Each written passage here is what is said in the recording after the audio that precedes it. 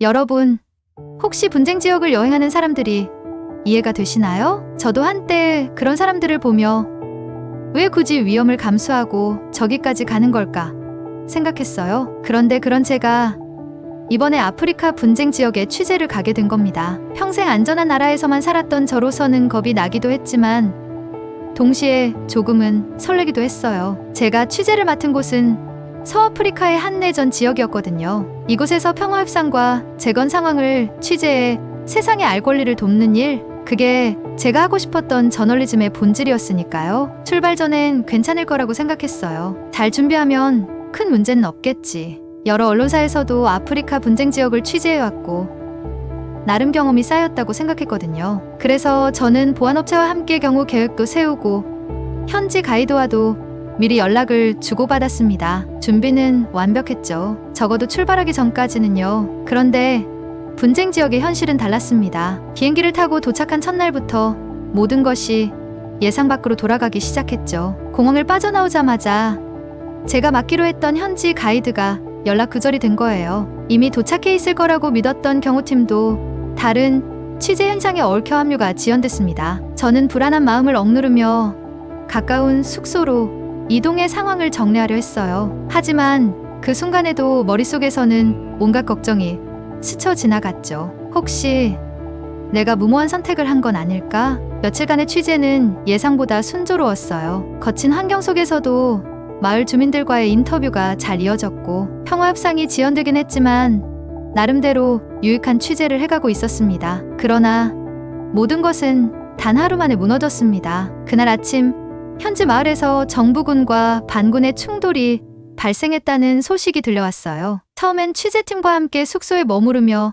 상황을 지켜보자는 의견이 많았지만 저는 조금이라도 더 생생한 이야기를 담고 싶었어요. 위험할지 몰라도 그 현장을 직접 기록하는 게 진짜 저널리즘이 아닐까 하는 마음에 취재팀을 설득했죠. 결국 현장으로 이동하기로 결정했고 한낮의 뜨거운 햇볕 아래 취재팀 차량은 천천히 마을로 향했습니다. 처음엔 괜찮아 보였어요. 도로 위엔 아이들이 뛰어놀고 있었고 군인들도 지친 모습으로 잠깐의 휴식을 즐기고 있었으니까요. 그런데 우리가 마을 안으로 조금 더 들어가던 순간 상황이 돌변했습니다. 반군이 예상보다 일찍 진입한 거였어요. 눈 깜짝할 사이에 총성과 폭발음이 울려 퍼지며 도로 한복판이 아수라장이 됐습니다. 취재팀과 저는 당황해 차에서 내릴 틈도 없이 마을 외곽으로 달아났어요. 그 와중에 총알이 차 유리창을 뚫고 지나가고 차량이 도로 밖으로 전복되면서 저는 정신을 잃고 말았습니다. 깨어났을 땐 이미 저와 취재팀이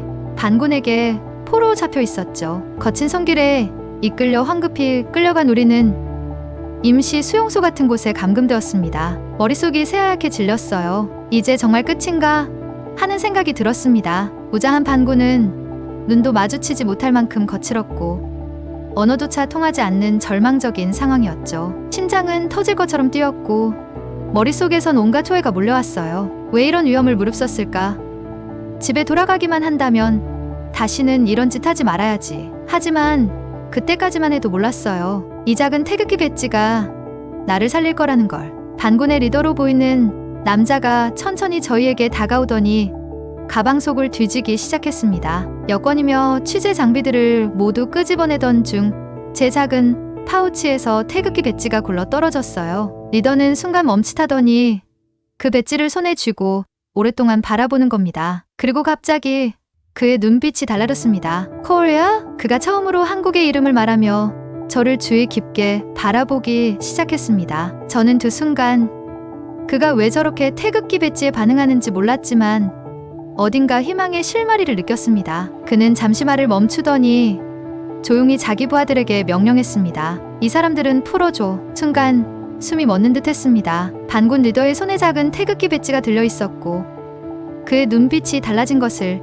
저는 분명히 봤어요. 그 짧은 몇 초의 침묵 속에서 생사가 결정될 것만 같은 긴장감이 느껴졌죠. 그가 작은 목소리로 코리아 라고 중얼거렸을 때 저는 무의식적으로 고개를 끄덕였어요. 그게 내 목숨을 살릴 수도 있겠다는 본능적인 생각 때문이었죠. 리더는 한참 동안 태극기를 쳐다보다가 천천히 고개를 돌려 부하들에게 무언가를 명령했습니다. 알아듣지 못할 언어였지만 분명 저를 가리키며 풀어주라는 듯한 손짓을 했죠. 그 순간 저는 거의 믿을 수 없을 정도로 혼란과 안도감이 동시에 밀려왔습니다. 뭐지?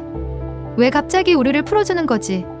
머리가 복잡해지기 시작했죠. 우리는 그 자리에서 풀려났고 인근 마을로 걸어 나갈 수 있도록 길 안내까지 받았습니다. 총을 든 무장단체의 부하들이 우리를 에스코트하며 안전한 지점까지 데려다 준 거예요. 이 모든 상황이 마치 꿈처럼 느껴졌습니다. 하지만 마을로 걸어가는 동안 저는 도저히 이해할 수 없는 궁금증에 사로잡혔어요. 어떻게 태극기 배지 하나가 이런 상황을 바꿀 수 있었지?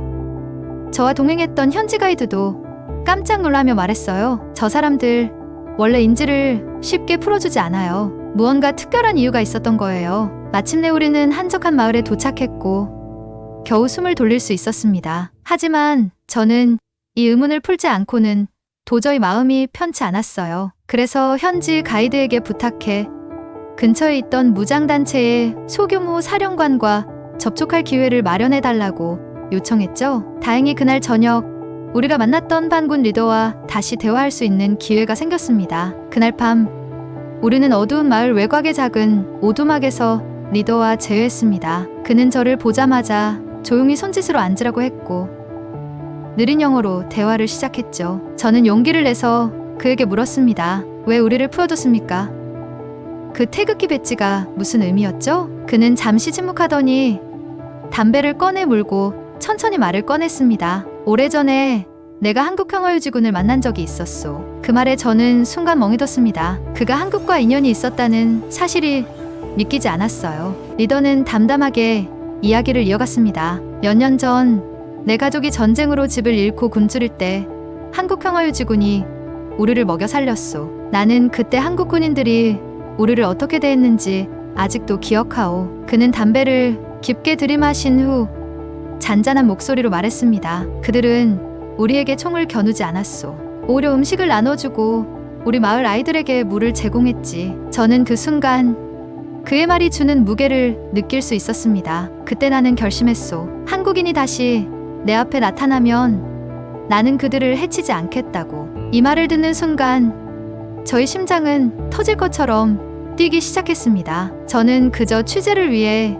이곳에 온 외국인이었지만 태극기 하나가 나의 목숨을 살린 이유가 바로 그들의 기억 속에 남은 한국의 평화적 이미지 덕분이었어요. 저는 그 순간 깨달았습니다. 한국이라는 이름과 태극기라는 작은 상징이 단순한 국적 표시가 아니라 신뢰와 연대의 상징이라는 사실을요. 저는 조심스럽게 그에게 물었습니다. 그 한국 군인들을 아직도 기억하나요? 그는 희미하게 웃으며 고개를 끄덕였습니다. 그들이 나에게 준 작은 깡통에 든 비스킷 하나를 아직도 간직하고 있어. 그의 말이 끝나자 저도 모르게 눈물이 나올 뻔했습니다. 그때 당신들은 우리에게서 희망을 빼앗아 가지 않았어. 그래서 나는 오늘 당신에게 희망을 돌려준 거요. 그와의 대화를 마친 뒤 저는 마을 밖 어둠 속을 걸으며 많은 생각에 잠겼습니다. 평소엔 아무렇지 않게 가방에 달아놓았던 작은 태극기 배지 하나가 생명을 구할 수 있는 열쇠가 될 줄은 상상조차 못했죠. 그리고 깨달았습니다. 세상 어딜 가든 한국이라는 이름은 단순한 국가 이상의 의미를 가지고 있다는 것을요. 그들의 기억 속에 남은 한국은 총과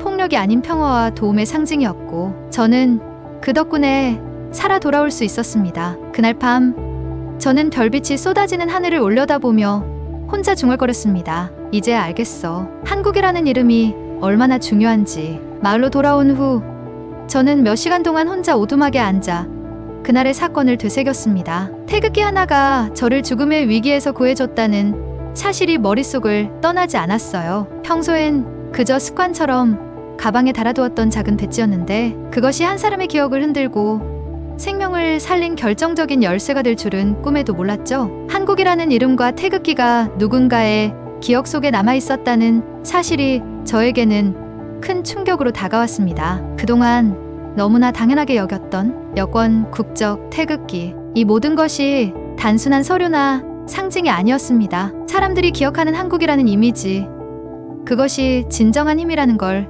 그날 깨달았습니다. 다음 날 저는 두 마을을 떠나기 위해 짐을 꾸렸습니다. 아프리카에서의 취재를 이어갈 수 없다는 걸 이미 알고 있었죠. 반군과 정부군의 교전이 격화되고 있는 상황에서 더 이상 취재를 강행하는 건 위험했고 목숨을 부지한 것만으로도 다행이었습니다. 비행기로 돌아가는 길, 저는 그동안의 사건을 되새기며 스스로에게 수많은 질문을 던졌습니다. 태극기가 없었다면 어땠을까? 왜 한국이라는 이름이 그들의 기억에 남았을까?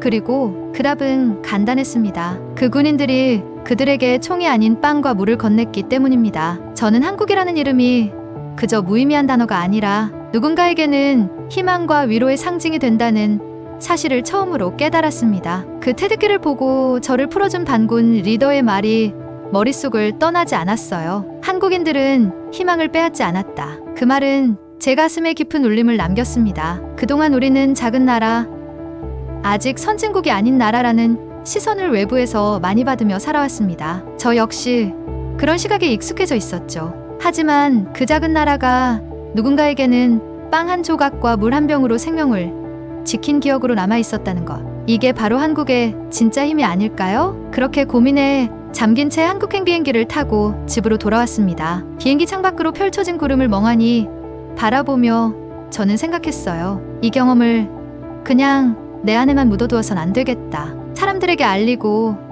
기록으로 남겨야겠다. 서울에 도착한 뒤 저는 바로 기사를 작성하기 시작했습니다. 평범한 외신 기사로 다루기엔 이 경험이 너무나 크고 특별했습니다. 그래서 저는 블로그와 SNS의 개인적인 스토리로 풀어내기로 결심했습니다. 제목은 단순했습니다. 태극기가 구한 생명 아프리카에서의 마지막 인터뷰. 저는 그날의 사건을 있는 그대로 적었습니다. 태극기 배지 하나가 생명을 구한 이야기, 그리고 그 작은 배지가 만들어낸 신뢰와 연대에 대해 썼습니다. 처음에는 그저 몇몇 친구들과 지인들이 읽어줄 거라 생각했죠. 그런데 그 글이 올리자마자 폭발적인 반응을 불러일으켰습니다. 몇 시간도 지나지 않아 수천 개의 댓글과 공유가 쏟아졌습니다. 한국인들은 저마다 작은 태극기에 얽힌 사연을 풀어놓기 시작했습니다. 해외여행 때 태극기 배지를 달고 다녔더니 낯선 사람이 갑자기 인사했어요. 외국에서 물건을 잃어버렸는데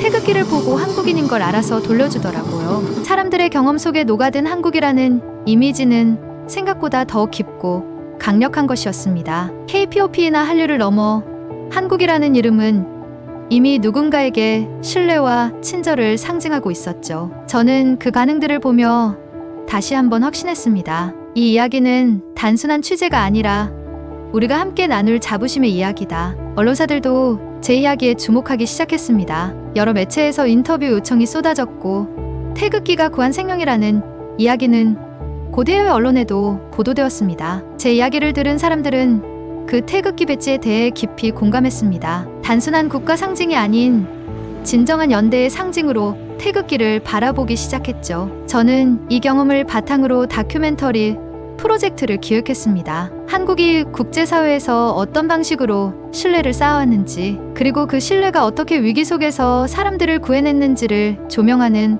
프로젝트였습니다. 다큐멘터리의 첫 장면은 단순했습니다. 반군 리더가 말했던 한마디, 한국인들은 희망을 빼앗지 않았다. 저는 그 다큐멘터리를 준비하며 깨달았습니다. 우리가 가진 국적과 상징은 단순한 표식이 아니라 살아온 시간들이 만들어낸 신뢰의 결과라는 거요. 평화유지군이 남긴 작은 빵 한 조각, 낯선 여행지에서 건넨 따뜻한 인사, 그리고 한국이라는 이름이 지닌 진정한 힘. 비록 태극기 배지가 제 생명을 구한 건 우연처럼 보일지 몰라도 그건 결코 우연이 아니었습니다. 한국이라는 이름이 오랫동안 쌓아온 신뢰가 만든 결과였죠. 그리고 그 사실을 깨달은 순간 저는 비로소 한국인이라는 것에 대한 자부심을 진정으로 느낄 수 있었습니다. 이제는 어디를 가든 태극기 배지를 가방에 달고 다닙니다. 그 배지는 저에게 단순한 장식이 아니라 희망과 신뢰의 상징이니까요. 그리고 오늘도 저는 그 배지를 바라보며 다짐합니다. 어디서든 내가 한국인이라는 사실을 자랑스럽게 만들자. 한국에 돌아온 뒤 모든 것이 낯설게 느껴졌습니다. 마치 전쟁터에 있었던 며칠이 꿈같이 느껴졌죠. 익숙했던 서울의 풍경, 붐비는 지하철, 출근길 사람들의 발걸음, 모든 것이 전과 다를 것 없었지만 제 마음속에는 분명한 변화가 자리 잡고 있었습니다. 예전 같았으면 제가 이런 평범한 일상을 당연하게 여겼겠죠. 하지만 이제는 그 당연한 일상이 얼마나 소중한지 매 순간 느낄 수 있었습니다. 사소한 일에도 감사한 마음이 들었어요. 출근길에 누군가가 엘리베이터 문을 열어줄 때, 편의점 아르바이트생이 작은 미소를 지어줄 때, 그런 작은 배려들이 얼마나 큰 의미를 가질 수 있는지 깨달았죠. 그때 반군 리더가 했던 말이 떠올랐습니다. 희망을 빼앗지 않았던 한국인들. 그 말을 곱씹을수록 한국인이라는 사실에 대한 무거운 책임감과 자부심이 튕기기 시작했습니다. 하지만 한편으로는 걱정도 됐어요. 우리는 여전히 그런 나라일까? 사람들에게 희망을 줄 수 있을까? 한국의 발전은 자랑스러웠지만 삶이 각박해지고 이기적으로 변하고 있는 사회의 모습도 종종 보였거든요. 해외에서는 한국이 친절과 배려의 상징으로 기억되고 있지만 정작 우리는 그 사실을 잊고 있는 건 아닐까 하는 생각이 들었어요. 그래서 저는 제 경험을 단순히 마음속에 묻어두지 않기로 했습니다. 내가 직접 행동해야겠다. 작은 태극기 배지가 내 목숨을 구했듯이 나도 누군가에게 작은 희망을 전할 수 있는 사람이 되어야겠다고 결심했습니다. 우선 제가 겪은 일을 바탕으로 강연과 인터뷰를 시작했습니다. 다양한 매체와 학교, 기업에서 강연을 요청해왔죠. 사람들은 저의 이야기를 들으며 한국이라는 나라가 어떻게 신뢰와 연대의 상징이 될 수 있었는지 놀라워했고, 많은 이들이 작은 행동의 힘을 다시금 깨닫게 되었습니다. 강연 중에 이런 질문도 많이 받았어요. 그럼 한국인이라면 어떻게 살아야 할까요? 저는 이렇게 대답했습니다.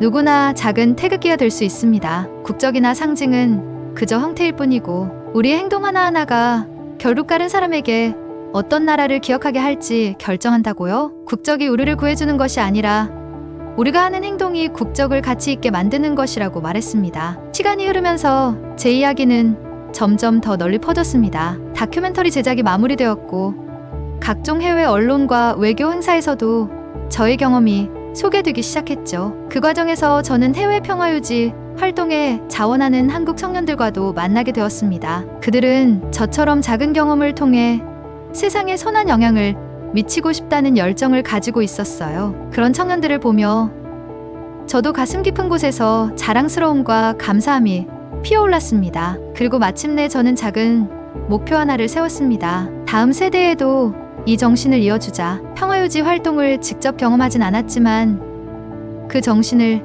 제가 전하고 싶었어요. 그래서 한국의 청소년들과 대학생들을 대상으로 작은 배려와 행동의 힘을 주제로 강연과 프로그램을 운영하기 시작했습니다. 당신의 작은 행동이 세상 어딘가에서 큰 변화를 일으킬 수 있습니다. 이 메시지를 그들에게 전하고 싶었습니다. 어느 날 강연이 끝난 뒤 한 학생이 다가와 이렇게 말했습니다. 저도 앞으로 가방에 태극기 배지를 달고 다닐래요. 작은 배지가 이렇게 큰 일을 할 줄은 몰랐어요. 그 말을 듣는 순간 저는 묘한 감정에 휩싸였습니다. 한때 저도 그 작은 배지가 이렇게 큰 의미를 지닌다는 걸 몰랐으니까요. 이제는 제 이야기가 다른 누군가의 가슴 속에 작은 불씨로 남았다는 생각에 가슴이 벅차올랐습니다. 이제 저는 매일 아침 출근길에 가방에 단 태극기 배지를 한 번씩 갈아봅니다. 그 배지를 볼 때마다 다짐합니다. 오늘도 나는 한국이라는 이름을 자랑스럽게 만들겠다. 그것이 아주 작은 일이라도 상관없습니다. 지하철에서 자리를 양보하는 일, 누군가에게 따뜻한 인사를 건네는 일, 그런 작은 행동들이 쌓여서 다른 누군가의 마음속에 한국이라는 이름을 희망으로 남길 수 있다면 그걸로 충분하니까요. 세상 어딘가에는 여전히 태극기를 기억하는 사람들이 있을 겁니다. 그리고 그 기억이 또 다른 희망을 만들어줄 날이 올 거라고 믿습니다. 여러분도 오늘 작은 태극기가 되어보는 건 어떨까요?